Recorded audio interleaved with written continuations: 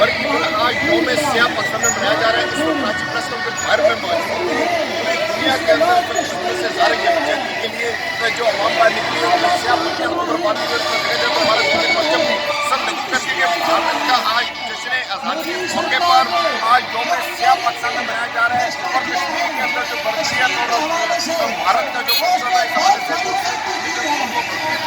کشمیری عوام کے ساتھ ظاہر یکجہتی کے لیے پاکستانی عوام باہر آئی ہے. احتجاج کرنے جا رہی ہے. اس وقت ریلیاں نکالی جا رہی ہیں. بھر کے مختلف مقامات سے ریلیاں آئی ہیں اور اس میں احتجاج یہ کیا جا رہا ہے کہ کشمیر کو آزاد کیا جائے اور کشمیر کے اندر جو جاری ظلم ہے برفیت ہے اس سے نہیں ہونا چاہیے. تو کشمیر کے شعراء کو میرے ساتھ ان سے جانتے ہیں. جی آپ آئے آپ کشمیر کے اندر جو کشمیر میں اس وقت جو ظلم کر رہا ہے مودی سرکار کو یہ پتہ ہونا چاہیے اس نے بہت بڑی غلطی کی.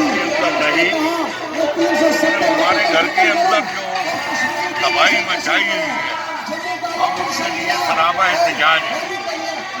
اور پاکستانی قوم کشمیری قوم اپنے گھر کو کسی غیر کے حوالے نہیں کرے گی.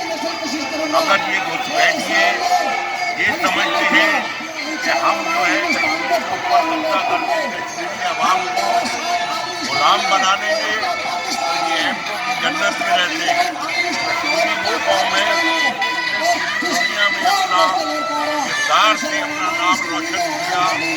انقلابی رہنما آیت اللہ خمینی صاحب جو ایران کے رہنما کے ناطے ان کا تعلق بھی کشمیر سری نگر شوپیان سے تھا.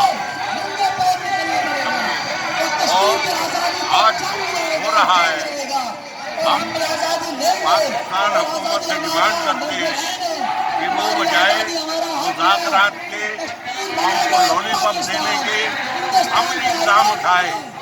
پاکستانی عوام 22 کروڑ عوام جہاد کے لیے بالکل تیار ہے. جی جیسا کہ شرکا کا یہ کہنا تھا کہ حکومت اپنے جواب کرے اور پاکستانی قوم حکومت کے ساتھ ہے. ہر پہلو پر ہر لحاظ سے پاکستانی قوم